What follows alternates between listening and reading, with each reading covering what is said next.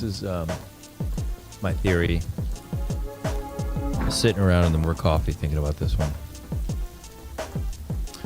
So if you think about a market and you realize that you have a product, or a layer one, okay? Let's say I have Meta, okay? And there was a movie on Facebook, right? And there's a valuation of Meta, or it was called Facebook, right, at the time, right? And I'm the CEO of Facebook, or I'm whatever, somebody who kind of can move it in a direction, okay? Whatever you want to call that, right? And this person has this whole group of people who are with them from the start, okay? And they all have fractional shares, large portions of the business, right? And they all have different ideas of what Facebook should be, okay? And how it should move and what we should do. And right now we're worth $50 million, okay? And I, as a CEO, or as one of the bigger brains on the brand, I think that it's really undervalued right now, right? But a lot of people on my board, they have different ideas. They think that we're like a 2x away from the real valuation, or we're actually fairly valued. Or some people think we need to sell. We just got an offer from Google yesterday, and Google wants to buy us for $200 million. And half the board is like, dude, let's sell it. That's a 4x. We'll all make out like bandits, because I own 5% of the company. He owns 3%. Steve has 10%. So Steve is worth $5 million. Now he'll be worth $20 million. Let's sell. And then the head of this company called Facebook is like, secretly, he's like thinking, well, I'm being offered $200 million, but I think this company is not worth $50 million or $200 million. I think it's worth $50 billion. It's 100x. I think it's actually worth. So what do I do? Do I take everybody with me who has 5%, 10%, 15%, 20%? Or in some way, do I want to let them off? Because they actually don't see the vision I have. They only think it's worth $200 million. They want to sell it right now to Google, the offer I'm getting, right? So in a way, you have two choices. One is, this is your board. You can't just like screw them. So you can either let them off now and buy their shares at some set rate, because they're willing to sell to Google and get whatever for it anyway, so they know that offer's on the table for them. Or do I take them all with me to 50 billion when these guys are ready to sell at 200 million? So these guys don't even really see the vision I have anyway, right? So, or I can buy their shares, just get all the shares for myself and take the company to 50 billion, because I think I can get it to 50 billion. Fuck the offer I have right now, right? So if you think about Pulsechain in that term, you realize that, when people talk about like, oh, they're shaking people out, they're doing this. Well, yeah, there's a little bit of that for sure, no doubt about it. You shake people out. There's also a game of attrition where it's, all assets, you see it on the charts, are down low for long enough where some people, like, I'm out, you know what I mean? I can't handle it down here, whatever. There's that attrition. There's also shaking people out who are buying and selling in the range. But after a point, you have to make a choice, like that guy who's got his board, and he's like, okay, you have to buy people out. That's really what you're doing. You have to offer them a chance to exit at a valuation that you think they would accept. They're already accepting it. Like, let's go back to my Facebook analogy I gave you. That board was ready to sell to Google for 200 million. The company's only worth 50 million. So in the same way, you got to let them out now. Okay, and the only way to do that is to, in a way, buy them out. But if you believe your $50 million company is going to be worth $50 billion, it's still much, much, much cheaper for you to buy their shares now than to not have more shares later. Do you see where I'm going with this? Here's how you buy them out. Here's how you do it. Yeah, smash the like button if you guys are following along with what I'm saying. I'm about to tell you the game plan right now with what I think could happen. What the hex is you guys talking about? Hart, mate, Hart. Hello, Cell Pressure. How are you today? whining and crying and complaining while pressing sell.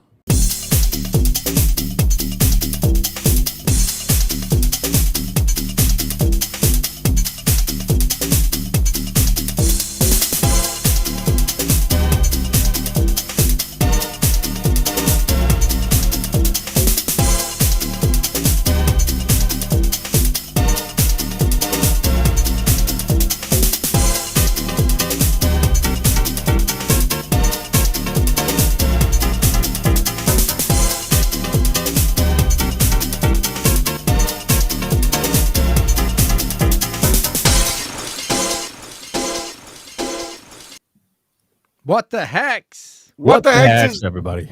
what the heck is the world coming to? What the hex? On 9/11 day. What happened? I know. Well, you can't say happy 9/11 either, can you? You can No. say it is 9/11, and You Here don't we say are. happy 9/11. You say We discussed we would start out serious, yes. and not here you joking. go with the jokes already. oh well, okay. So We're look, not even 30 seconds in. not even 30 seconds. I can't help myself. Not No, even 11 seconds in. Let me Yeah. start. Let me start. So I'm in Germany, so I'm not that connected to the American politics, but of course with being in this community, you kind of are. You have to be. Also with the Charlie Kirk thing, I also which is terrible tragedy. I don't align with all of his political views and views on humanity. I do with some of them, but not everything. But I know that I want to say 95% of probably the Hex community totally identifies with his vision. Also, Richard Hart, you see from his tweets, he was very upset and very, and he wanted to donate even to the family and the loved ones. So I understand that everybody is grieving. For me, the arena murder in Charlotte, North Carolina, which happened on Monday, all of this stuff in 1 week, that was even more tragic to me than last night's assassination. But of course, that's on a totally different level, different scale. And I'm just very worried right now about the division that's going on between right and left. And but they still haven't captured the actual shooter. I think the FBI has now released a picture of somebody, a person of interest, as they call it. So I think more info is still out to come. What are your guys' thoughts on what in the world is going on right now? well, SAINTwolf, you want to take it, or do you want to hear my 2 cents? Papa, go ahead. All right. I'll be brief. I think that this is a turning point not only in our country but globally. I think it's a dark time. I think that the light is down the end of the tunnel, but you can see it. So have faith, and we should all, as a community, anyway, in this whole crypto thing of ours, really take a moment just to reflect on some tragedies that have happened this week. The one that we remember today on the calendar, that'll be ingrained in the whole United States thing forever because of terrorism, and seek our own answers and how to be better people and interact with others in our country, in our community, a little bit better today, just in all their memory, be it Charlie Kirk's memory, may he rest in peace, or any of the others that have perished due to senseless violence. So that's my 2 cents. I think that there is hope, and I think that you have to make that hope increase over time. How about you, SAINTwolf? Yeah, I think that this has been a really rough week. I think that people are very traumatized. So, sorry, this thing was not seeing my face or something. And, you said the right thing. I also don't necessarily agree with everything that Charlie Kirk said. Like, when do we ever agree with what any other person says on everything, right? Like, but I think that people wishing negative sentiments toward him and his family is pure evil. I will say that just straight up. It's just pure evil. Like, you have accepted the process of inversion that's been put on society, on Western society. where they flipped good for bad and bad for good, you bought it. You are an NPC. You are 100% an NPC.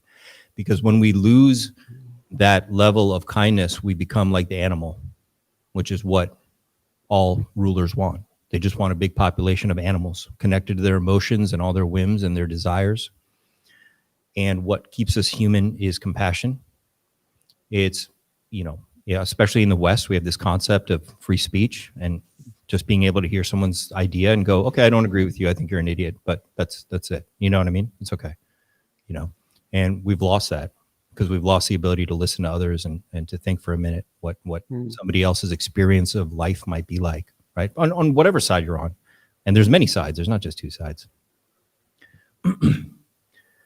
I made a post about him because, I used to watch him once in a while because he would go to campuses and set up a desk and he would just pose these really thought-provoking questions, right? That challenged people's thinking and ideas and beliefs. And, sometimes he was really tough and hard and he had a very strong perspective, but he always let people speak and he always listened to what other people had to say. And his rebuttals were hard sometimes, but whatever, it was free speech and everybody got to have a voice, which was really cool.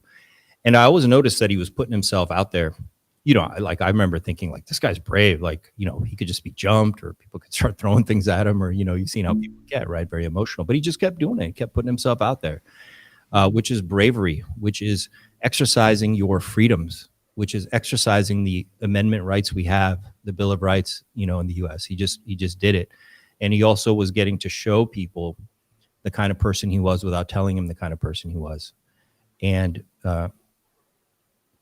I always admired him. I always thought, wow, that's American. He's American. Like people from the old West who settled this country would probably look at a guy like that and respect him. The rest of us, we'd all be wimps, but they'd be like, oh, that guy's, we like him. He's got gumption. He's tough, but he's got heart. He really has heart. He had a lot of heart and a lot of love for people. He had compassion, like without a doubt. Even though he was hard with people with their opinions, you could absolutely hear it and see it that he really cared to try to get people to open up to things. Not necessarily just accept his ideas, but just to open up. But Christian values, family man, Well, that was there too, of course, right? And that might have offended people as well, but it is what it is, right? And yeah, he absolutely had that perspective as well. And I'm a Christian. I respect him. And I made a post on it, and I thought about it a lot because, I know he's got 2 little kids, and he's one of the good people. And I know a lot about history to know where this has been going for a long time. And without getting too deep in the weeds, when the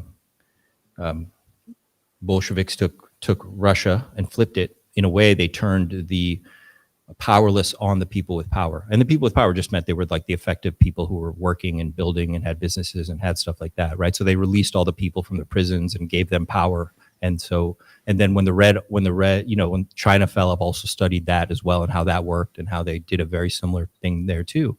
And I see this similar version where these people that are, really, doing the thing that you think we'd want people to do, like raising families, trying to do everything right. They're the ones who are being taken out by or attacked by the powerless, the people that haven't really done much with their lives. You know what I mean? Which is the same thing I noticed when I studied the fall of China when it converted to communism, and the same thing that happened in the 1920s in the Bolshevik Revolution in Russia. It's the exact same thing. It was just like inversion, And I just made a post because I understood that it was the powers that be that were scared of a guy like that, because people were trying to say like, oh, the fringe and left and right. I'm like, guys, it's not even that. He has been rising up. They probably noticed him a year or 2 ago, like, hey, this guy's coming up, and he kept getting bigger and bigger, and he wasn't pre-selected by them, and he wouldn't play ball with all the, go along to get along kind of stuff. And I think they finally had enough with him, and they just wanted to get him out of the way. And why the extreme though? If I'm thinking about Trump, and there have been 3 assassination attempts. Yeah. Only in the last half year or 10 months during his rise for the second presidency, and then so that is extreme. I'm not aware of 3 assassination attempts on Biden. Maybe there are, but like I'm not aware of that. And then when Trump started his presidency, he had this, the first 100 days, he had like a plan mapped out that he's probably worked very long on. Let's hit them with another topic every day, so that there is total confusion. But at the same time, I get my core policies through. And in our case, crypto, of course, just being one of them, but there has been many others. Elon Musk played a role. Why are we at a stage currently where it has to be this extreme that people get so scared by that they resort to such acts of violence, like the 3 Trump attempts? Then also, of course, Trump, he used the kind of the murder of Arena on which happened Sunday, Monday, politicized it. And I know Charlie Kirk made a comment on that and applauded Trump for doing it. You have to do that to make your point across. And then he gets assassinated himself. Like, why is the debate, or, well, why is there not enough debate maybe? Or like, why does it have to go to these extremes that people are so scared to resort to violence like that? Isn't it power, DJ? I mean, it's influence and power. That's the lowest common denominator of the entire thing. If they see somebody who's going to be an up-and-comer, for example, could be governor, could be president material. Yeah, people saw him as a future president. Yeah, you know, and he's got 5 million people that agree with him. So, yeah. And he represented the nuclear family, which is the first thing you have to eradicate if you want to take a nation, right? You have to eradicate that concept, right? Because, you know, a nuclear family, you know, is not easily taken over, right? They're led by the patriarch or the you know, together with the matriarch. So you want to destroy that very quickly. So he represents a lot of things. And I don't believe that all the events that happened during the Trump were all just crazies. There may have been one in there that might have been a real genuine copycat or somebody jumping in. I think that what we saw was them warning him. And I don't know if the shot was accidental. Maybe it was. Maybe they were trying to get him, or maybe they actually were trying to warn him.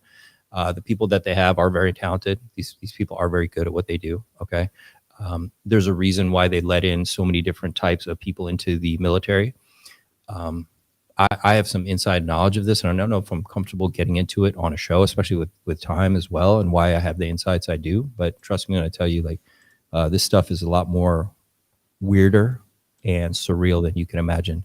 And they let in all these different types in the military so that they have different people to cull from and pool, because they have different groups in the inside the military, and they have different codes of honor with these ones, and they have different groups that are loyal to different other people and stuff like that, right? So if they want to take out someone on the right, they have somebody on the left, a very lefty radicalized person in the military hive that they can trust, or vice versa, or whatever it is, right? So they have these people ready to go with different that report to different groups, right? It's very complicated, but very set up and very strategic.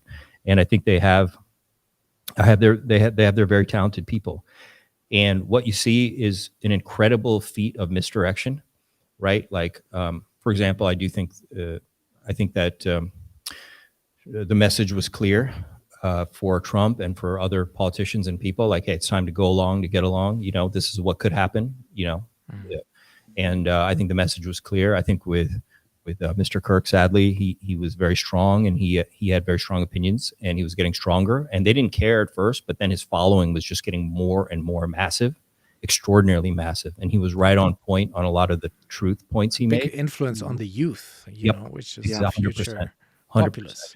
And he was a Christian, and he had a nuclear family, and he had everything they're trying to invert, right? They want to create inversion, right? So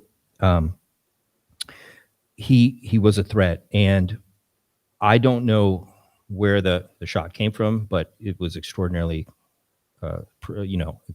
amazing kind of thing that they did. Was it an actual shooter, or was that even a distraction? And the people that they grabbed were a distraction. It could have been distraction after distraction after distraction. Yeah. The real shooter could have been somewhere we're not even considering right now, right? You don't know the level of layers there are to this. But in the media story is a 200-yard shot from a roof with a high-powered sniper rifle. Like, that's what I read. So that's not a rifle you can get at Walmart's. You know, it's a That's special no. That was a serious rifle. I could tell from the sound. Like I've hunted weapon. before. I could tell from the way it hit him, and the sound that it was a very serious piece of artillery, and like whatever, like a very high velocity, whatever it was. So yeah, it was definitely an incredible weapon, and 200 yards is far. But for these guys that girls or whoever it was, it's doable. Like they can do it. Sure. It wasn't that. That's not that far. Like you can be very accurate at that distance. No, I instantly saw the video and I went, no one's making it out of that shot, because I could tell if you've ever hunted, you know the way he moved, and when he froze like that, that was it. He was done. And I was like, there's no way you could survive that hit, and it was heartbreaking, man. Really, really, really, really, really heartbreaking, man. Yeah, it's terrible, and the whole community is DJ, is really hurting going along. You made a great point. You said, why are there crazies? You were kind of saying, but you didn't answer it. The thing is, they want you to believe it's crazies. They want you to believe that it's chaos. It's some not. trans, activist or whatever. Yeah, it's not as chaotic as you think. We're at the level of chaos. They're at the level of order. Okay, and they know who did it. It's not a crazy, because it just isn't. Crazies can take their shots, but it's usually like, I think there was a guy during the Trump one who was just found in the bushes. They're not that organized. At the golf course, yeah. Or if they do make the shot, maybe they would hit him, but the shell kind of sucks because they didn't choose the right weapon for that day and the right bullet. And these people, the snipers, they know exactly the bullet. They know like the everything to do with the weapon to make it lethal. Because at that distance, you have velocity, but it doesn't have to be that lethal or accurate. So a real like crazy just wouldn't have that level of you have to be good, man. It's not Right. And but they want you to believe that it's just crazy to create more chaos, to seed more division. Divide and rule. It's been around forever. It's not this isn't some secret thing that they just figured out. It's kind of been around for a long time. Just so you understand, if you go back to the kings and queens of Europe, France and England would set up little fake bullshit stuff, to get power over their people, because both groups had invested interest to make their populations weaker. So this stuff was coordinated forever. SAINTwolf, at the risk of being rude, I want to maybe wind this serious part of the show down a little bit. We have so much to cover with you for hours. But there is one thing when you say that I want to urge people, again, in our community specifically, our addressable audience specifically.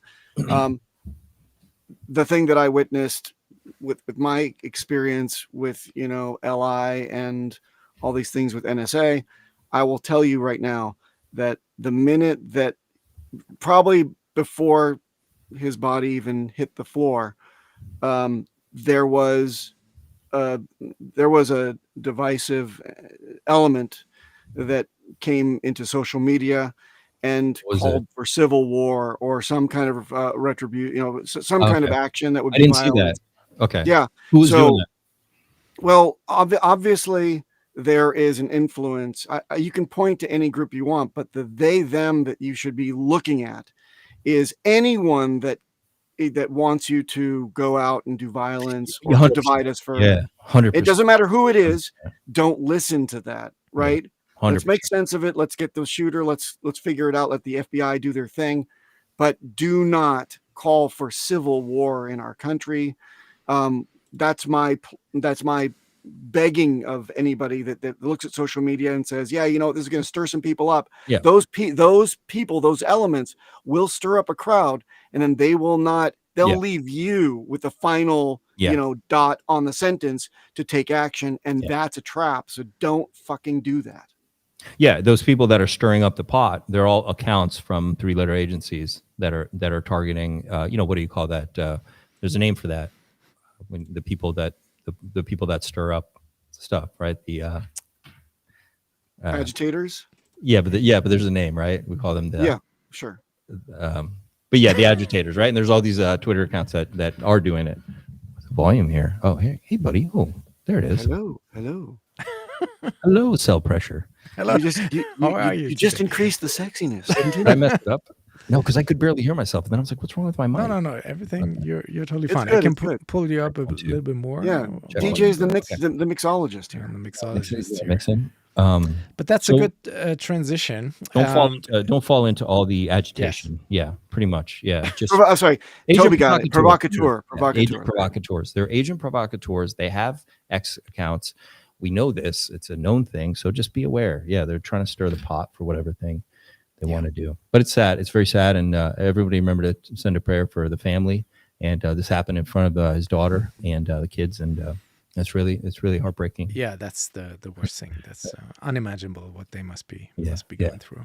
Yeah, and Deer Slayer, I think you're wrong. But What he said, it's a hunting rifle. No. He just thinks, of course, Oh. Deer Slayer's comment, which we shouldn't even repeat. You can see it in the chat later. Okay. Charlie Kirk was an advocate until his dying day. So just let's leave it at that, and let's continue on with some actual things that that are not death and destruction related. Hopefully, rough they're up couple and to the days. right. It's a hard week.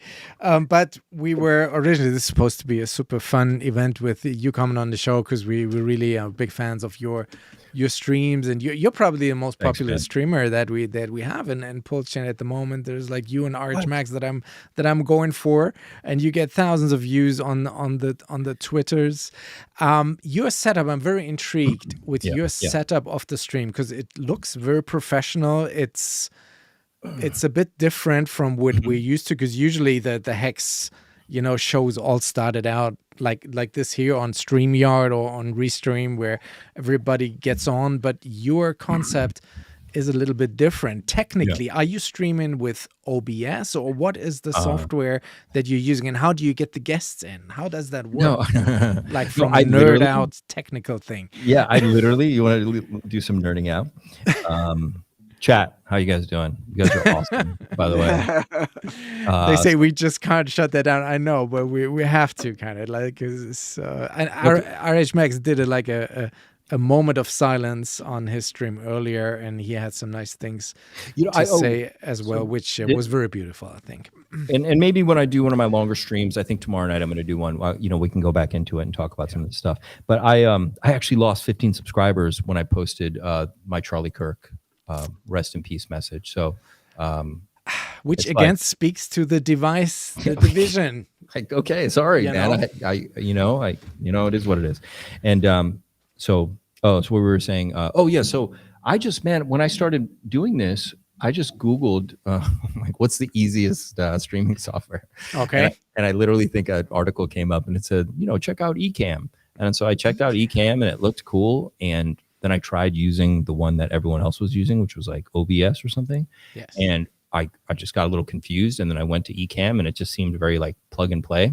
It isn't necessarily plug and play. It just seemed like it, but it actually has a different user-friendly vibe. It's a little more it's just different. And ended up giving me some interesting creative controls. And then I just had fun with it. Yeah. And I kind of made it my own space. It lets you do some really more creative kind of things in there that but it did get complex when more and more people started joining. But I finally figured it out, but. So it's Ecamm. Is that Ecamm? It's Ecamm. Yeah. Okay. So you tried OBS, but I'm using OBS for my Twitch, but it is a bit. You have to like really. There's a lot of learning by doing there. It can do a lot of stuff, but it can be a bit overwhelming in the beginning.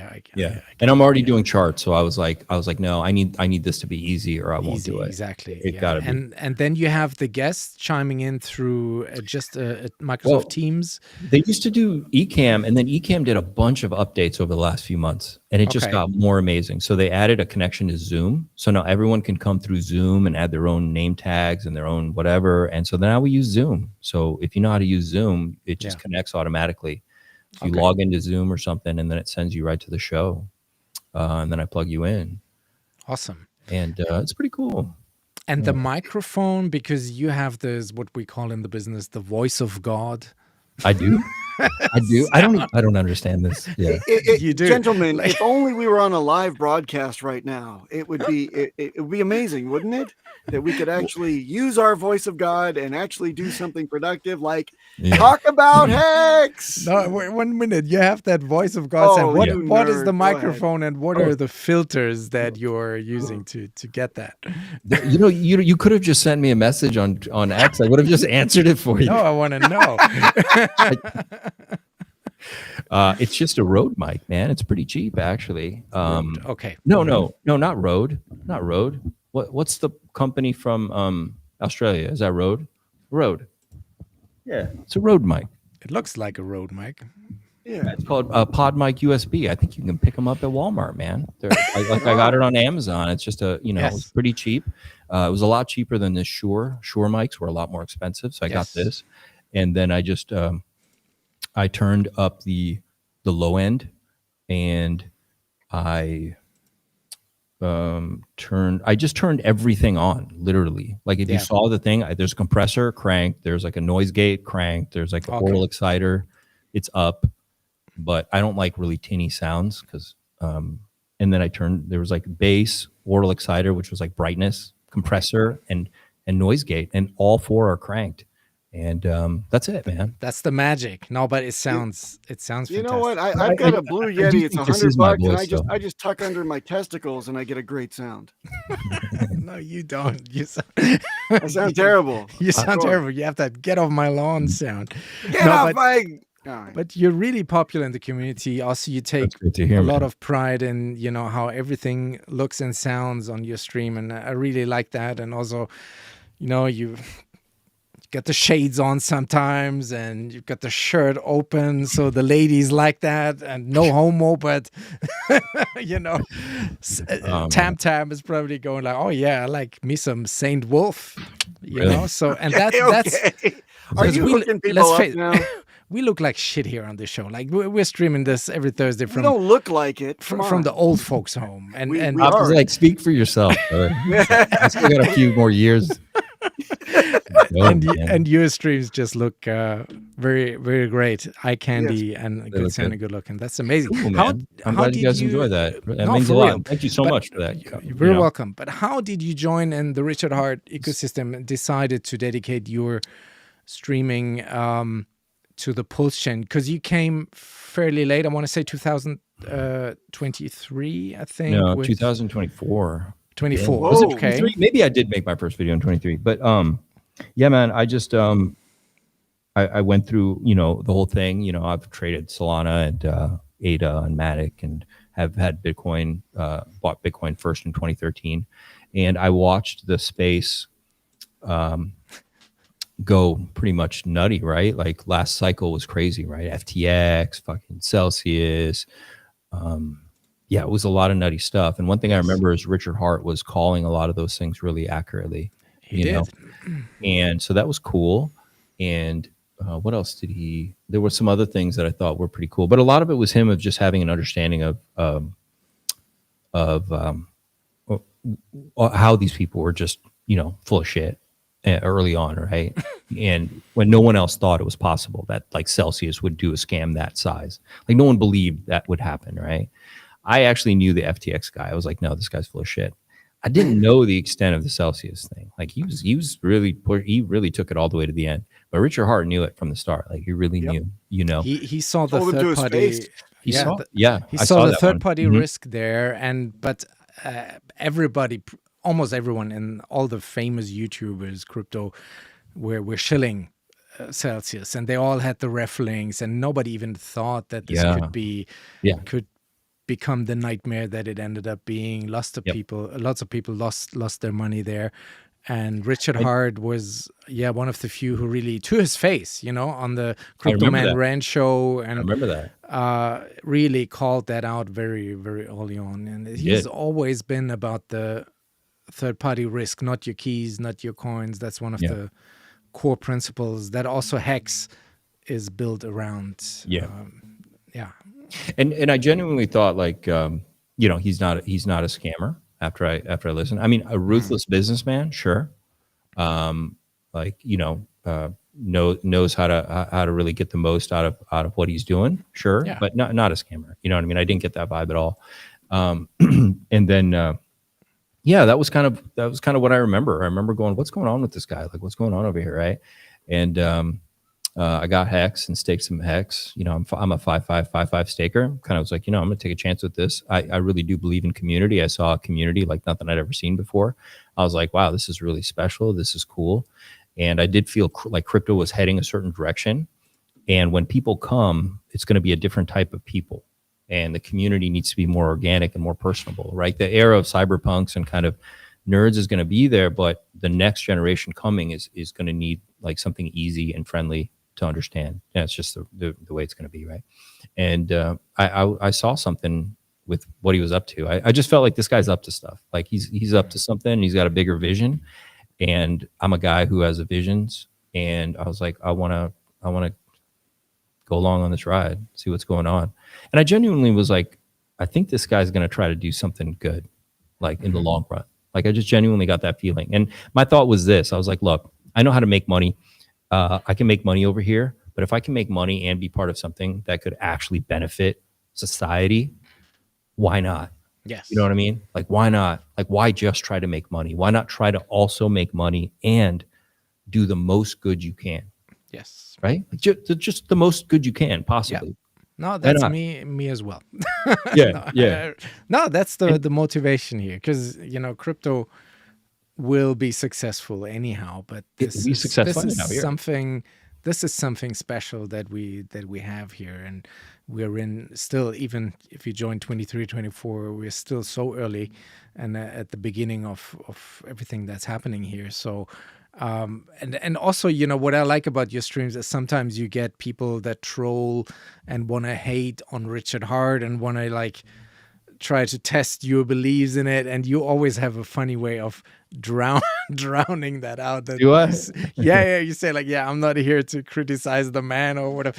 But that's, you know, same with going back to what we spoke earlier. You don't necessarily have to agree with 100% of the actions, but you know, you can still see. I'm just hoping that I'm right about him. Yeah, I'm just hoping that I'm right about his vision, right? Yeah. Like I wasn't into the scandalous marketing or No. you know, or blah blah Outrage, blah, right? like whatever. Like, you know what I mean? It's kind of one of those things like, all right, dude, like, you know what I mean? But I just think that his vision he's trying to create something that can benefit the most amount of like real hardworking people that he grew up knowing, like the world he knew. I think he wants to benefit those people the most. That would be like middle class or working class. Yeah. You know, who would get screwed over the most if crypto continued the way it was, which it still will. Like, you know what I mean? As we saw, they're not going anywhere. Wall Street's not going anywhere, right?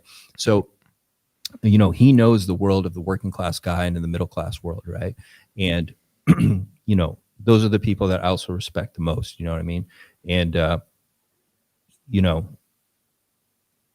this could be something really amazing for everybody, where the most amount of people can benefit. So I hope he pulls off his vision. I do. I really do. I want to absolutely be right about him. Absolutely. And then hopefully make, you know, good financial gains at the same time, you know. Are you trading or are you investing? If I can ask you a personal question. Yeah. I love your TA. I watch your show. I turn to it for, you know, hours on end. I just kind of turn it on in the background, peek over and listen to that beautiful voice of yours, as DJ is already glommed onto. Question is, are you a degen trader by nature, or are you a long-term visionary in terms of where this can go? You came in at the lows in 2024. Yeah. Certainly you're either seeing opportunity for the little ticks up and down, or you're seeing opportunity for this to go up and to the right. Which one is it?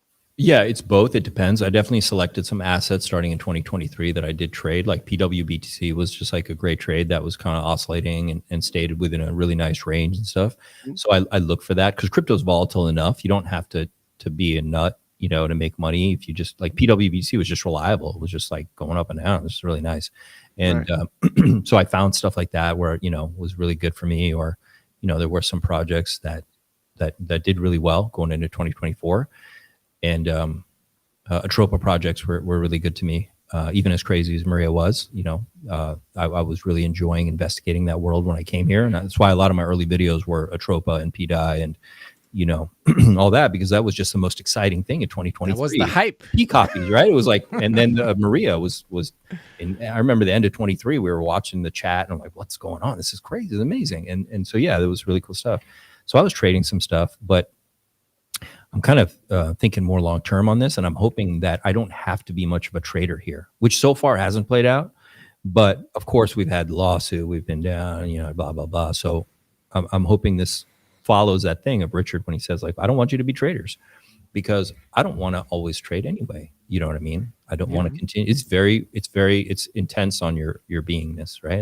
It's a very different environment, and different, people are getting impatient also with Richard, and I get that. But us here being, you know, here since day one, or in my case, even a year before day one in the Telegram, so like very early on, we have seen a different Richard. Like, we have seen a supportive Richard that you can actually reach out to and, you know, have DM conversation with, and all that stopped in the winter of, or the summer already of 2022, when the SEC started their chilling effect basically on all the American streamers. And, you know, people were getting subpoenas, and then, you know, they were going through his accounts on X and Telegram, so he had to like really shut down his availability. And ever since then, he was also, we all believe, for legal reasons, not streaming. Of course. So we just know a different kind of Richard than what we're currently seeing, and somebody that's more on the ball and more, you know, more active. And we cannot wait to get back to that. But I appreciate that people who have never experienced that, you know, are maybe not as stern in their belief, you know. Because I don't come from that, so I didn't, you know, I don't know that. And I'm not meaning you. You are for that. You are very, very. And I don't expect that. I don't expect that, and I don't think it's necessary. And if the success of the project relies on that, we're in trouble. Yeah, 100%. We're in big fucking trouble. So, SAINTwolf, hold on did a I second. say the wrong thing? What happened? No. You said the magic word. You win $100. No, that's not the point. The point is that I better win we've something. we've now reached the 40-minute mark of our 1 hour format. That's usually when we uncage the Toby Wan Hexobi, and he's probably welcome to join us at this point. But more importantly, because we have you to turn to for your input in terms of TA. Okay, let's look at some TA really quick. Exactly, because we're not doing TA with Toby today. Here he is. We're doing TA with SAINTwolf. With Toby Wan today. Toby, get into the cup chair, Toby. All right, there you are. Hang on, wait a second. God dang it. On there? Sorry, yes, you're back. We had a glass of water on my fucking desk, like right before There's a dildo on the coffee table. A pink one. Watch out for that. Put that away. The back there still. Dang it. 9 inches. All right. Look, we have insight from gentlemen. SAINTwolf over here today, and Toby, you're gonna sit back and learn a thing or two, or admire his style, as you said. And I think we have a lot of. I want to see you guys both agree with each other, so that I can definitely take that to the bank. That would be nice. Yes. Well, like usually, like TA people, I mean, I think once they've seen my results, they'll agree with me. But if they just see me the first time, they're like, you know, they're going to lose it. Wait, do you guys want me to share?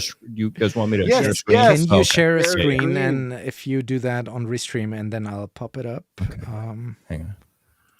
Let's see. And by the way, Toby watches your stuff too. Toby just dropped out. Yes. There must be a line connection problem, but I'm sure he'll be back in a minute. Oh my God. Oh wow, there's a lot of options here. See, now this is the time in the show when you're supposed to talk about microphones, the dead air time. Okay, here we go. Yeah. That was my most important question. Yeah. What do you have? What are your? You know me, I geek out on that shit. Like, Sure, of course. So you guys seeing? So we're not. So now I see it. Yes. Good. Hold on. Okay, here we go. Okay. All right. What chart is this? Where did Toby go? Toby dropped out. Maybe you. Toby dropped his water. All right. You angered him. I didn't know he didn't leave it off. No, he did not. There was not a dildo on the coffee table, man. I was just joking. I was just kidding, guys. If, Is he you know what looking they for say, one? if Is it's he not on the looking for one? coffee table, it's in action. So He's scouring the living room. Don't. Yeah, he's putting that away as we speak, and I'm sure he's going right back. Okay, so really All right. quick. So let's So what do we flag have with here? This. Yeah, so this is a channel. You can clearly see this channel here. Yes. Does it help if I make it wider for you guys? Is that better? Yes. Okay. If you, We got more screen. Ooh. Oh, there we go. Okay, nice. Okay, so you got this channel. So it's been running up since 2022, and you can see we've respected. I just drew a channel. Now with my TA, I rarely use anything technical if I don't have to. I try to keep everything to price action, volume, candlesticks, and support resistance first. Okay, and see what I can surmise from really basic stuff, and then I'll add complexities or indicators or Bollinger Bands or whatever, right? But Yes. I try to start very, very simple and see what I can pull from what the movement of the price action is telling me, like the behavior. And I'm also looking for like what I think might be manipulation, etc., which I don't go into that deep, but I am looking for that, constantly scouring. I'm scouring for the market maker, not manipulation. It's a market maker, right? It's life. It's crypto. It's the way it is. Okay, so we've been on this channel and we've respected it the whole bull run. It's been epic, right? It's just been up and to the right. All right. And we've always come back into the channel, which we had done just now, right? We dropped from 123. We came down to what was it, 105-ish. We wicked down. This is the bull market support band, by the way, which I rarely have on, but I was actually looking at it now because I'm trying to really think about what could happen next year. what is that called? Bull market support band. It's just two moving averages that move around, and All right. we're bouncing. You can see if it's on, we can go under it at times, but we recover. Let me see. So it's not an Ichimoku thing, or is it? No, but I suppose it could give you a similar vibe. That also has a situation where you're moving, above or under the cloud, Right. So we're above the bull market support band, and but we're in this channel, which is what I care about the most. Okay, so before I don't even need that right now. I was just looking for some confluence and some stuff. But now, what is interesting for me is I just have these basic resistance lines, and we bounced off them, and above here I've got a resistance above. I mean, these were support lines that bounced off. So this resistance is going off the top, and we got rejected at, was it 124-ish, 123.5. And now if we move up from where we are now, we're going to get to about 126, 127. But the line that matters to me the most is 115-ish, about 115. And I'm going to come over here to show you why that one matters to me, which is something like my old chart. Oh, this is all messed up now. Is it messed up? No. Oh yeah. Oh boy. So I didn't necessarily prep this, so I don't know what I moved around or what I was looking at here. Okay. So I'm gonna take this line, I'm gonna make it bright green. Or you know what, I'm gonna go to the other one, it's a little cleaner, and I can just draw for you. If it's not, I can just make a new chart. Okay, so let's just take this one, all right? So now in the natural, what you could do is you could make like a nice parabolic line over these. But for me, it's so simple that I can just go off I can go right off here. Mm-hmm. And I'm just going to draw a line. Mm-hmm. I'm going to do it very rough, very quick, just to show you, how I don't get too deep in the weeds until I have to, until I think I'm getting somewhere. Okay. So let's see where this is going to be, about 121. If I take this line and I get to the, I think there, because I'm going to use this guy right here at 111. Okay. You also got nice volume there. And let's come back here. Let's see what wicks matter to me. I think I'm going to go right there. Just doing this live for you. What would a wick that matters be? What are the so what makes it matter? So you're trying to get the most amount of confluence in possible. Okay. And I've done this enough to know like new people will try to like get the tops of as many as possible, but that's not necessarily where the most amount of accurate readings are going to come from. Okay. A lot of times it's understanding why this move, why this range of this move mattered more. Like when I look at this, I don't need to hit the tippy tops of this. It's actually more this action in this kind of this range I need to kind of find the mean of. Does that make sense? Yeah, certainly. I'm hunting for like the mean in that little range that my eye through experience is telling me like I need to be in this range right there, right? So I got this first point because the first one into a range can be very important, right? Because that's the first time we entered, and then we stayed in this range. And I know what this is too. This is a Wyckoff distribution, so this is a range. And you can see where I drew the line, which I did for you very quickly. You can see what I'm hitting and how fast. Now I could maybe tweak it to try to get this in, but that may not be that important to me right now. But this first one is, and then the fact that I got the meat of this range right here. And then I'm just going to swing it over to where we are now. And obviously, you know, what it hits here already to me makes me happy. Like I like that I got this area right here. And this is not that important to me right now. What is important is how we come over here. Let's come over here really quick. And same thing. I feel to me where we entered, and it happened to just line up with this. This was an important candle right here, which is the first break of my blue channel. And I hit it. So that tells me I'm on the right track with where I'm putting it, right? And I'm going across. And then I got this one, which is up in this midline area, and which is the first one to reclaim back of this range coming from down here, which to me is important. So a lot of this has to do with understanding what candle is important and why. And that I can't tell you logic, like a lot, there's a logic to it, but you're going to need experience to understand that one, right? You have to figure that out on your own. And you can do it. Just start drawing support and resistances everywhere and start seeing how your lines play out.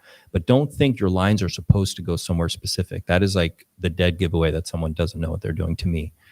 Okay, so now if I come over here to see where this line is, where am I getting? So let's say 116 now. We fell out around 115. So I'll take that. So, you know, right now this line that I just drew is around 117.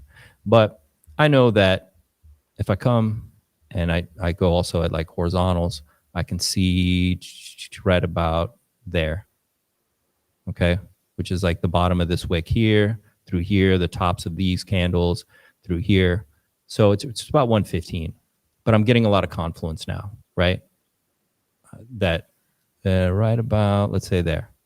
And I'll make that one orange, okay? So to me, and obviously we're being rejected right there, right? So when we fell out of here, we fell out of an important range, right?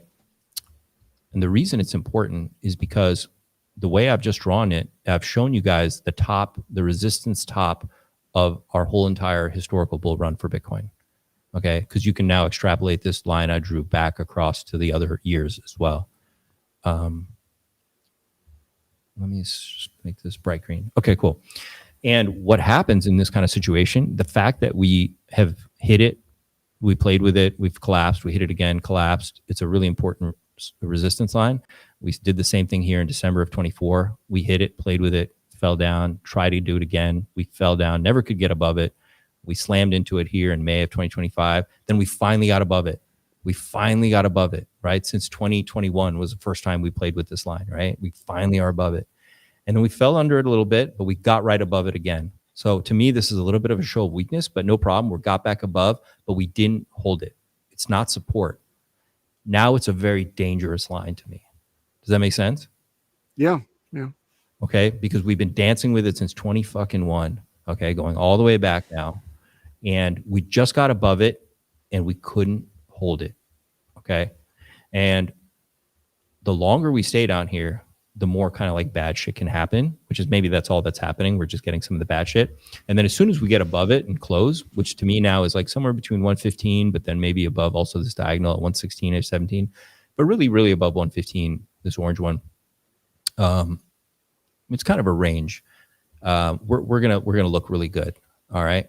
And this is also an inverse head and shoulders right here. And that target was about 119, 120-ish. Right up here. So I've seen Bob Lucas. He tweeted, "Buckle up, guys." That was it. That was the tweet just before the show started. So he must be maybe seen the inverse head and shoulders. He probably has recognized that, and you know, he's only looking at Bitcoin. So right.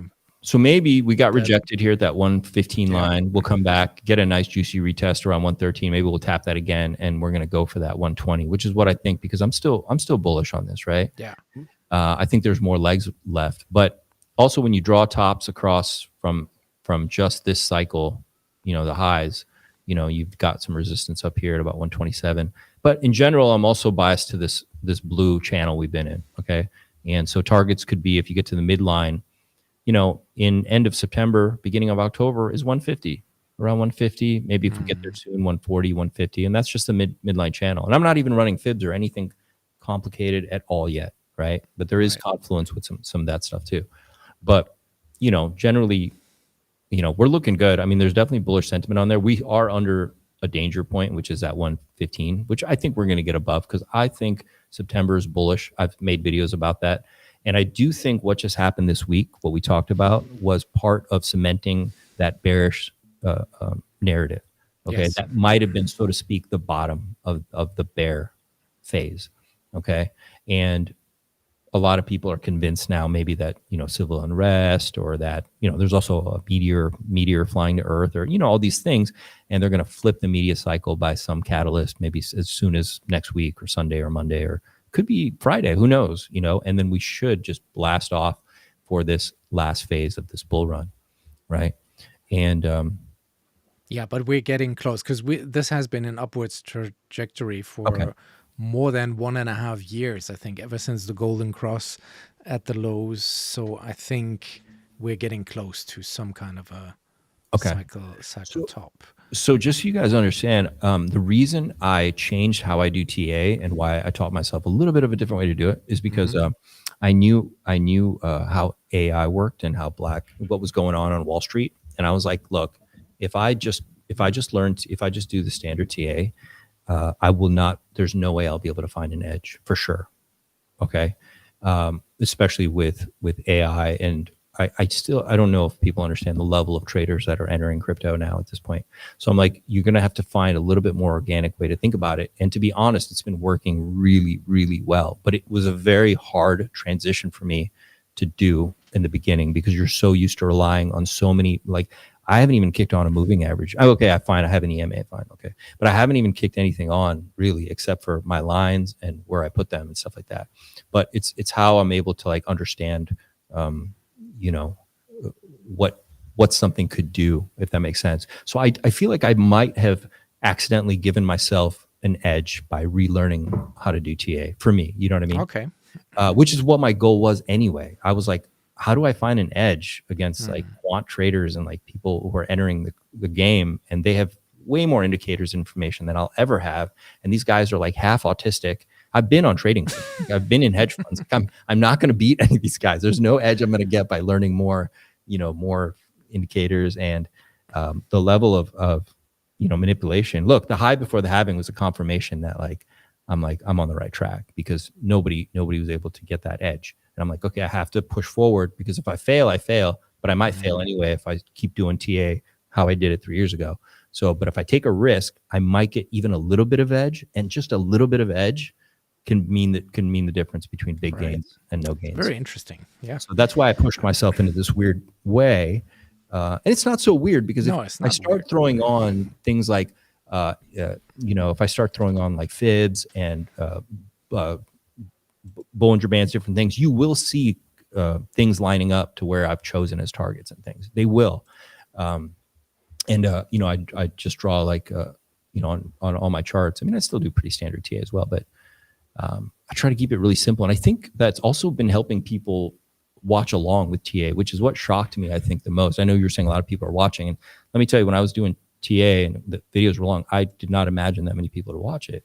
And I think it's because maybe I simplified it down to the most basic version I could.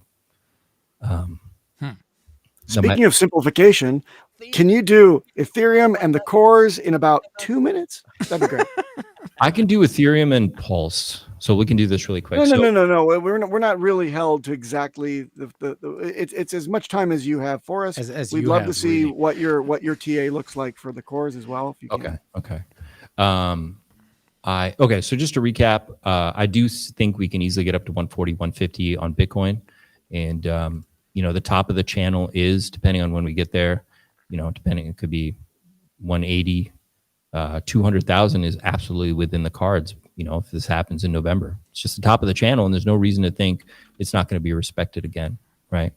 So ETH. Now, ETH is really interesting because we're in a really interesting psychological area that we've played with before and been rejected. And once again, just drawing very simple lines, nothing that special here, except my understanding of the candles as well, which is not something I can explain in a video.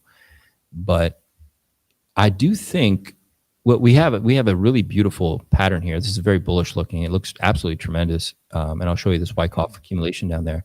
But I do think we could pull back down a little bit to maybe like 39,000 or 4,000 possibly. But doesn't have to. I mean, we could absolutely just reverse and go ballistic here pretty soon. But I made this video here, which is this Wyckoff. You can see it lined up. Fractals. Yeah. Let's see if I can get this. The Wyckoffs. Can we just check with Toby? Toby, is your mic? Yeah, I think so. How's the volume on that? Nah, you You're have at the to. volume that I like the Still low. most. Yeah, it's nice like that, but you have to push it up. You have to push it It up. can be lower. Hang on. It's coming up. Might have It's coming bust up. that There you over go. Crank it. I had this lined up before. All right, maybe that's better. Hopefully. Better. Yep. Yep. Okay, cool. Hey, SAINTwolf, fan of Yeah. your stuff, dude. I tell you what, and I was shouting at you, but my microphone was so low you couldn't hear. I was like, "Thief, okay. you're stealing my jams," because it's my whole thing is simplification. Like I did basically a lot of the same stuff you did. It's like I got kind of immersed in tons of different indicators. I did the Eric Crown trading courses. Oh, cool. Bought the Jewel, back when it was 5K. And actually, it worked. It's like I made some money. It's like I did pretty well with the trading stuff. It helped me climb out of a monumental hole after I round tripped in the 2017-18 bull market. And then what I discovered over time is that simple gets you most of the way there. Yes. And it definitely helps people not get so overwhelmed. And a lot of people, even good traders, because there's so many options and so many different analysis tools, it can almost be like analysis paralysis, and you almost like talk yourself out of what you're instinctually leaning into. And I've found the same thing. Like what I share on screen is 98% of what I use. Sometimes I'll be curious. I'll be like, hey, I'm going to throw on the Jewel. I'm going to throw on some fib retracement. I'm going to, maybe look at a Bollinger Band or something just to see if maybe that makes me a little more confident that where I'm going's right. And I hear you saying all the same things. So yeah, it's like TA is fun and it's simple. And at the core of it, it's a self-fulfilling prophecy because all the traders out there are looking at the same data. So they're going to be looking for resistance the same place you are. And they're going to be looking for support the same place you are. And they're going to be buying and selling accordingly. So it kind of becomes a self-fulfilling prophecy. And you can use that kind of like a crystal ball a lot of times to get an idea of, the movements of the charts and what you can expect on the ways up and down for supports and resistance, which has kind of been my whole shtick on this thing for a year or two now with these guys. But, but I've enjoyed your content. You're like a younger, more handsome, more polished. I am a little disappointed that you use a filter for your silky smooth voice. Mine is all natural. But you have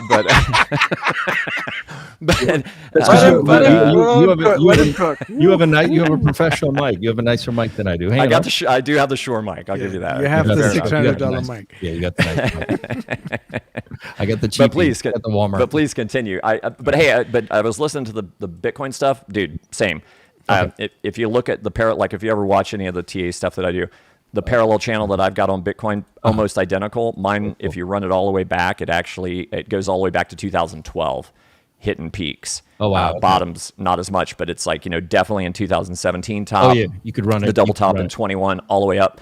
And then we've never closed a daily candle above the channel that I've been watching forever until like August. And then we were above it for about a month, and then we came back down, and it's right around that same tipping point. I'm looking at maybe 118 for really being like the safe zone, 118, 119. If we can get it and stay above that, I'd feel a lot more confident. But yeah, a little bit of an iffy area right now until the bullish sentiment kind of returns. But it's nice. I'm getting confluence from your TA, so that makes me feel good. Yep. No, I agree with you. On my green line, that's like 117 ish. So yeah, I mean, we need to get above both these zones, 115 and 117, 118. That's fine. Some way. The bottom of these candles over here. It's great. Yeah. But we're looking good. I mean, I'm confident we're going to turn bullish because when I see this Wyckoff, you can see I just finally lined it up again with the ETH. You can see how it's just a pretty standard textbook, man. This is institutional grade accumulation, man. This is institutional grade play. So it tells me we're probably going to push up. It only makes sense. I mean, that doesn't get any more clear than that. That is ridiculous, right? So ETH to me, looking like it's going to move up, right? We're coming back just for a retest.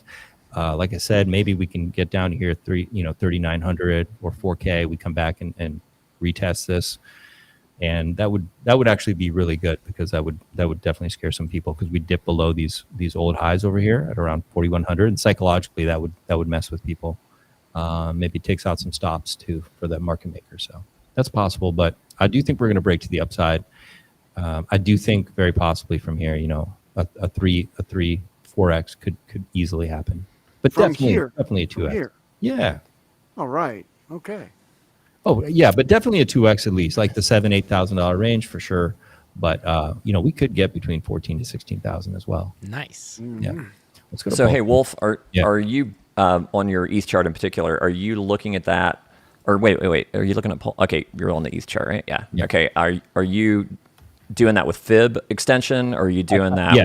with trend lines, or what? How are you kind of speculating that kind of move? I did have fib extension, so I'll put them back up, and Cool. let's see. I can just throw them back up really quick. I think Well, you don't have to. I got you. Okay, got it. Yeah, because I was gonna say, it's like basically my whole thing of like the way I dumb it down is it's parallel channels everywhere. Like I dream of parallel channels the way that I do the TA on this thing, and it's like, if it makes you feel any better, the parallel channel also shows a move similar to that. It gets us up around 14,000 when we get the break of the parallel channel, which technically we're above and just kind of consolidating above it right now. So it's like, a retest back down to around even as low as 3,900 is what I'm showing, and then it goes, and it's cool that you're showing the fib part, because like I normally don't do the fib stuff online or on stream, because people kind of start to glaze over a little bit because they don't understand, and I don't have a lot of time to go into the details of why these things matter. But yeah, the confluence, same deal. It kind of confirms your hypotheses. So it's nice to see that we are on the same page, because yeah, it's cool. Yeah, like for example, really quick. What's this line? Here, let me just draw a line really quick. There was a 3618. Was that like 15, right? Somewhere around there. Yeah, that sounds about right. So let's just screw around here and let's just put a line. Let's say we just did that. No, let's just. I'm gonna go there. So where's this? Shit, it's like almost 10,000. Right. That would be an interesting target as well. Yep. And are you on the weekly? Yeah. Yeah, because I'm just doing a 3-day on like the most recent large obvious parallel channel that could potentially be even a bull flag, which takes you to even higher target. Yeah. But yeah, get you up around 14,000. But yeah, like if you go like way back to the Chattahoochee, like, to kind of like I do on my Bitcoin chart, from time immemorial, and try to get those peaks, dude, it extends out even higher. I mean, like, it's kind of bonkers. Like, and I think that's where some people get those $20,000-$25,000 targets. So yeah, it's good to look at it from different ways, like to do what I just did, where you just like put lines and see where that got you, and that was like, okay, I see some and then you turn on your fibs too, and then you think about maybe evaluations and market cap, and you can start to come up with some kind of picture at interesting stuff. And you got to play with it a little bit, because they are not doing things like they used to. You can see how Bitcoin on its way up did not hit fibs right on the nose. And that's why I kind of keep away from the technical traders now, because they're too stuck in their ways, not understanding that the market makers have changed, and they're not going to follow the same rules anymore, because they know what you're using. I've had this conversation with hedge fund guys. They're like, they know what all you guys in crypto are using. They know what you're doing, man. They know exactly where your stops are. They know that you're using the fucking Bollinger Bands. They just know it, man. That's why I just want to not use that stuff, because people I'm playing against know I'm using it. So why should I use it, right? Yep. Really quick. So this is Pulse. We've done the thing. I was pretty confident this was going to happen, and this played out to the T almost, except we didn't get this. This second touch was a little higher, which is fine. I mean, that's great. Looks like we're moving up, right? And if I, where I have that purple box, if I draw fibs, I bet you it lines up perfect. Yeah, the 50% retrace goes right through the middle of my purple box. So that's why I trust them really well. I don't even need to pull fibs anymore. And that's exactly where we are right now. And I do think this candle is looking really nice right now. It's not fully closed yet, but It's looking really bullish, and I even see the wicks on these candles here. Like people have been jumping in to buy these. I'm pretty confident about Pulse, so we could be ready to break out from here, or just go sideways a little bit. I don't see any issues here. What do you think? I mean, to me, it's like, I mean, I'm a parallel channel guy, right? So it's like if you go back to your Pulse chart, I can point it out to you. I mean, to me, they just jump out everywhere. Like I see parallel channels in my sleep. And you're on what, a weekly again? I went to the monthly. Look at the, you went to the monthly. Yeah, I mean, there's actually even a bigger one on the monthly, but it's like just for shits and gigs for nerd guys like me and you that like this stuff. Go to the daily. Or there you go. Here it is. So basically, mine's on the daily. Those same bounces, the higher low right there, and then right there, ping, ping, ping. Oh, like you know, you got you got your multiple touches along the bottom. You got a lot of activity here with support and resistance along the midline, which makes me even more confident in that particular structure. That is in a larger orange structure, which it gave me a lot of, like I was kind of working on this anyhow, and then Richard posted it one day, not mine, but his own, of like just how like, by the way, there's a gigantic fucking parallel descending channel from the beginning of Pulsechain. And we've just been, you know, pinging off the bottom, off the top, death tweet down, you know, fell short of a full dip, fell short of a full pump, you know, chopped around the middle, bottomed out here, and then we, you know, found this other channel as we're marching our way up, and we've been riding that midline since mid-August. So, you know, and then, you know, just for some confluence and some confirmation of my own, I've got my my EMAs on there, and, you know, and everything's starting to curve in that right direction, and we're also on this big midline of the larger orange parallel channel. So, you know, as we kind of move up here, you know, the measured move of a parallel channel, as you know, is the height of the channel, right? So if you look at that, I mean, that takes you up to about 1.5 times SAC. And if you throw your fib on there, I think it's this way, right? I always do this backward. Yeah, so you're between a 268 and a 368 extension from the lows to get us up to 1.5 times SAC. So, you know, pretty close if you're looking at that, you know, type of metric. Right around the 268 is getting you up around the top of this channel, and that's about 1.2 times SAC. So yeah, so like all that kind of stuff, you know, gets me excited, because it's just like, you know, when stuff starts lining up, it's like, okay, cool, I can see it unfolding. And I to your point earlier about, you know, the big boys know what all those special indicators are telling people to do. And I think sometimes when you dumb it down, I mean, not that what we're doing is dumb, I think, but it's like more intuitive there's and a lot simplified. More going on There's a lot more going on. But it's like, yeah, you simplify it, and it's like you can. It's almost like Mr. Smith Goes to Washington, which is probably a reference you might not get because you're a lot younger than we are. But it's like you're just so pure and simple about it. They couldn't imagine anybody would approach it that way, right? Because they're like, well, hell, they got to have all these other bells and whistles going on, and they're going to do this and that. And then, you know, somebody like me or you skates through with like these more simplified versions, and we can do pretty well. You can still get away with this here on Pulsechain because we don't have Wall Street traders here. We don't have, right? So you can still, we're still able to do some of this stuff. And I'm just prepared for insanity coming. Oh, it's gonna get crazier. I love what you're doing. It's great. Like, it's awesome. Yeah, but we can absolutely get away with this over here right now for sure. For now, but it's already getting more sophisticated. I don't know how long you've been doing the pulse charts, but it's like people are already figuring it out. And maybe it's from guys like me and you and guys like Axis that are out there and kind of helping people understand where these supports and resistances will be, and then they're buying and selling accordingly.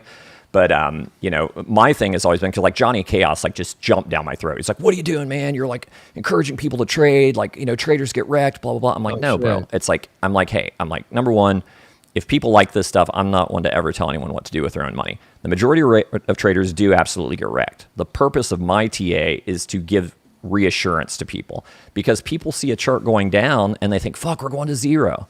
And if I can show them where it's going to bounce, and it bounces there or it holds there, then they're like, okay, cool, we're not going to zero. And then when it goes up, they're like, oh my God, it's going to the moon. And it's like, hold up. It's like, we're gonna get some resistance here, and we're probably gonna go sideways, and then we're gonna get some resistance here. And when it happens, they're like, okay, cool, I got time to DCA. I don't have to dump my whole stack or like, you know, do something, you know, unnecessarily risky. Yeah. So, yep. Back to the course, please. We got 3 to keep going, and we don't have 2 hours on the show. So sure, no, go ahead. Throw it back to him. Yes, please. Okay. Okay, I have This time. is fun. I have time to look at one more. These look good. You know, a lot of it is not just what could happen, but how it could play out, because there has to be market maker, and a lot of this comes from once you've looked at a lot of the crypto charts, like why something like this can be drawn and be so accurate is just understanding like how a market maker has to move. And a market maker is not moving that way because they're greedy. It just has to move that way because there's psychology involved in why what ranges just have to be tested, and it has to be done this way. It's better for everything, and it's just the way it is, without getting into all the weeds about it. It's not about even greed necessarily. It's the healthiest for the chart. So it does look really nice right now. We got this beautiful W. Hopefully it holds. It's in a great range right now. But Which one is this? I can't even. this read is it. Pulse really quick, and hopefully everything is satisfied for this to go up. I'll just say that. It really depends on how this plays out, which could happen very soon, is what we're thinking. What about Hex though? Because this is the What the Hex show. Yeah, the What the and, Hex show. Yeah. And let's do that. EHEX actually has a 20% pump today in the last 24 hours. Incredible. We have not seen that pump on its own. I don't get too caught up in the nitty gritty on Hex. It's just been going on for years with this thing, and it's a cool chart.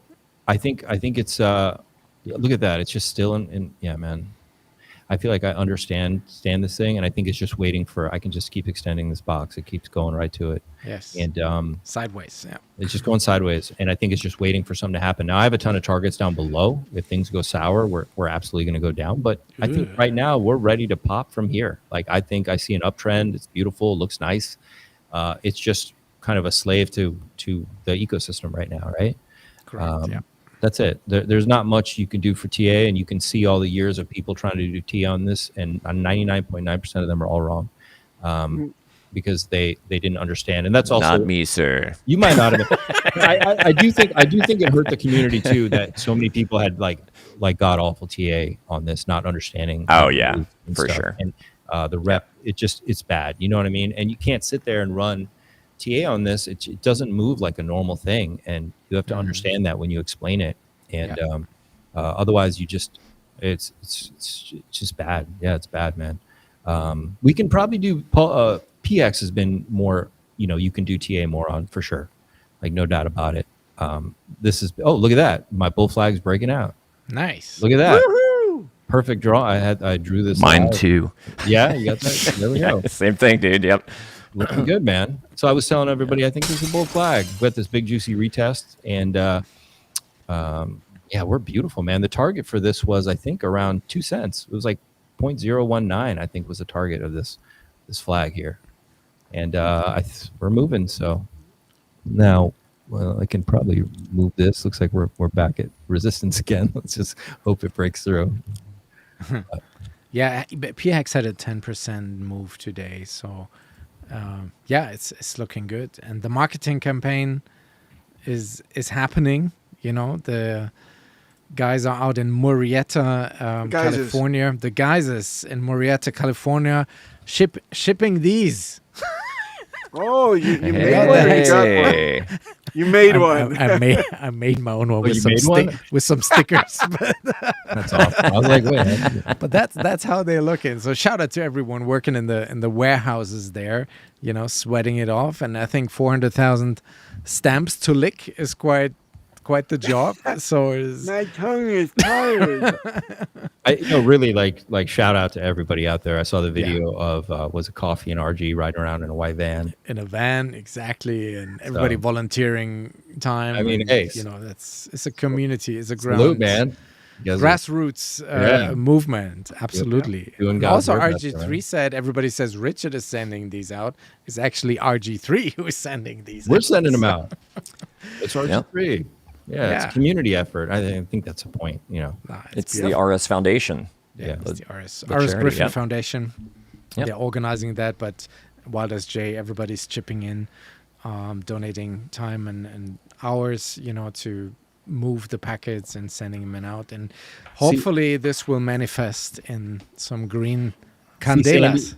See Sandy down there. He said, start your slopes at the actual close, fam, not the wick. And see, I just don't agree. I will change it based on what I'm looking at. And I can only tell you it's my experience that tells me. I don't follow any I mean, I do have some hard rules that I do kind of follow about like why I know that. Like, let's say these rectangles go where they go, but it's not always the case, man. You're trying to catch the energy of the move. Like for me, that's why I can draw. Like I'm confident drawing where I think price action could go, because I'm looking at how the asset's moving. But if you are trading and you're a day trader, it's like blackjack. You do need to follow some rules. And that's where a lot of trading rules come from. So just so everybody out there, and when you hear like, because that's how I learned trading years ago, it's like, yeah, so you're going to do wicks, you're doing wicks, you're doing candles, blah, blah, blah. Because you're trading the probability that you're going to get more of your trades right than wrong. Just like at blackjack. You just have to follow certain rules and you're going to hit there. I don't care what you're feeling until you're really good. Maybe your gut can take over. But in general, you're hit, or you stay because there's rules. And it's the same thing. But I think with this crypto, especially because of manipulation, I don't think you can follow them and be that successful, because I've at least gone through crypto circuit and followed a ton of people who are just wrong all the time with their fucking TA. So I'm like, I don't even look at anybody's TA. I do my own all the time. And I feel like I've been hitting it out of the park a lot better than with whatever I've been doing it. You know what I mean? Because it is different out here. It's wild. Otherwise, every stock guy would come over to crypto and dominate, and they don't. They get wrecked. Why? I know these guys. I know a lot of them, and they tell me their stories because it doesn't move that cleanly, and you need to be a bit of a cowboy out here. Hey, Wolf, I think to your point there, it's like the way I've always looked at wicks versus candle bodies is the candle body is going to be a sure bet, right? Yeah. The wicks are like where the emotion is. So like you get a big punch down, it wicks back up to where like most people are more comfortable, but that big wick down gives you information. Yes. And in a Wild West situation like we've been talking about here, there is some value in those wicks. Typically, I try to go off candle bodies because I'm always trying to give a more conservative view for people because I don't want them getting too. And are you day trading? Wild. Your rule? I used to. No, okay. I haven't on this in a while, but I mean, I did some early, like during the adoption amplifier. I was doing some arbitrage plays between ETH and HEX, EHEX back in the day, and then years ago I did stock trading back in the 90s, and then did that for a long time. And then I did crypto trading in 2017 when I first got in on Coinbase. Well, when it was GDAX, before it was Coinbase Pro or whatever. Yeah. If you were trading PX on the daily, you'd want to use these candles. But for me, trying to map out like where it's going to be a week from now or like a month from now, like on the bigger, I'm trying to capture and understand like, are we generally bullish or bearish, and what have you. And the wicks tell me a lot too.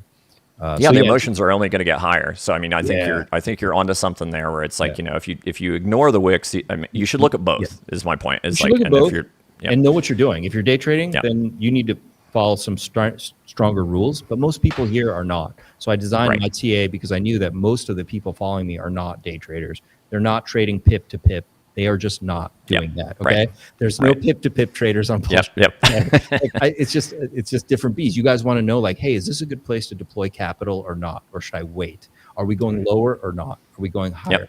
So I design what I do to like complement a lot of that. And of course, if I'm trading, like I'm doing it a little differently if I'm trading. And speaking of compliments, I think it's time to compliment SAINTwolf for coming on the show. Yes. And wrap this bitch up. Let's do it. It's an awesome show. We could go for hours, guys. We could go for hours. Oh, yeah. But with everything you said, you're a great asset to our little streaming community over here. And Toby, you're a great ass. Continue. Oh, wow. Geez. He's always got to throw at least one dig in per show. But Toby did dim the lights in the background so we couldn't see what was on his coffee table. Yeah. I can turn it back up. It's like, no, but SAINTwolf, you have the final word. Is there anything you still like to share with the community? Where can people find you? What is the easiest way to get in touch? Because we still need to grow your channel. We got to grow. We got to keep growing. It's good. We got to grow everyone in Pulsechain's channel. And we got 300 people watching live right now. So smash the you guys likes. Are awesome. Thank you so much. Smash the like button. Smash everybody's like button you see. Fast said it well. He said, even if you don't like them necessarily, just smash it. Just keep, pumping everybody up, because things could go very bullish very soon. And, the bigger and more cohesive and synergistic we come off, the better for everybody, the better for your bags. Remember, you're pumping your own bags. You know, if you're course. attacking people and you're acting like a jerk out there and not supporting people, you're not helping your bag. You're hurting your bag. So, you know, pump your own stuff. Be nice to your own bags and your own future. We have a really amazing community here. It's really where the value is. I think it's really special. I hope it does extraordinarily well. I hope it does even a fraction of as good as I think it's going to do. This will be this is going to change the game in crypto. I wouldn't be here if I didn't think so. I would not be here. I want to get rich, man. I want to do really well. You know what I mean? While offering a tremendous amount of value. I really believe that I'm going to do well here, you know? So stay the course. People were fighting on Twitter again about Richard Hart and stuff like that. Like, I think it's a tough market, but I think he's adapting as fast as he can. I think, you know, I've never met the guy. Would love to one day, but it seems like he's trying to adapt the best he can.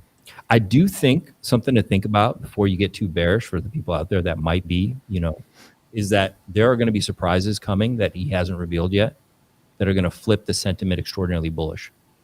Yes. Okay, that you're not ready for, you're not thinking about right now. And there are I think catalysts he's that can steering happen. up the perfect storm, right? With this Could be. marketing initiative, Yeah. there are Yeah. still updates coming for Pulsechain, etc. Yeah. Yeah. And when he flips bullish, when the Heartman goes bullish, he's going to go really bullish. The right? Heart man. Heartman. Dude, that 10,000x tweet the other day. Oh, yeah, was- that one. shocked Yeah. me. I mean, that seemed like It I was. wasn't expecting that. He Yeah. caught me off guard with that one. So, What did you think yeah, about it's coming. that? What did you think? Dude, I think he's finally starting to take the gloves off a little bit. You know, he's not hedging because it's like, I mean, we saw this thing where you know, his interactions fell off a cliff. You know, I mean, as you may or may not know, it's like I was one of the producers of the Highest Stakes documentary, and literally days before we went to the red carpet to have our premiere is when the SEC news came out. And, you know, right when we wanted Richard the most, right, and I'm sure he would have loved to be more active, he really locked down, you know, probably at the advice of his attorneys. Yeah. And then he slowly, over time, I mean, he still hasn't streamed since all that. But I think he's getting more and more confident and isn't giving as many fucks, right? Because it's like, so he's willing to say it straight. You know, and not couch it all in softer language. Yeah, that 10,000x, and then obviously the events of this week. He was very passionate in this post as well, which he wasn't. He wasn't obtuse about anything. He was just very passionate. Yeah, Right. So that's good. I think good things are coming. So Awesome. Hey, but SAINTwolf, stick around the green room just for a few seconds after we're done. DJ, anything else? At SAINTwolf Vision, follow up on the X. Links are in the description down below. Once again, thanks for tuning in, you guys. This has been an awesome Thank you, show. DJ. SAINTwolf, thanks for coming on. Really appreciate it. And we'll see Anytime. you guys on the next one. Salute. Thanks, Toby, Papa, DJ. Good stuff, man. It was fun. Gonna miss you guys. Great having you on. See you, bro. Night, everyone. Outro.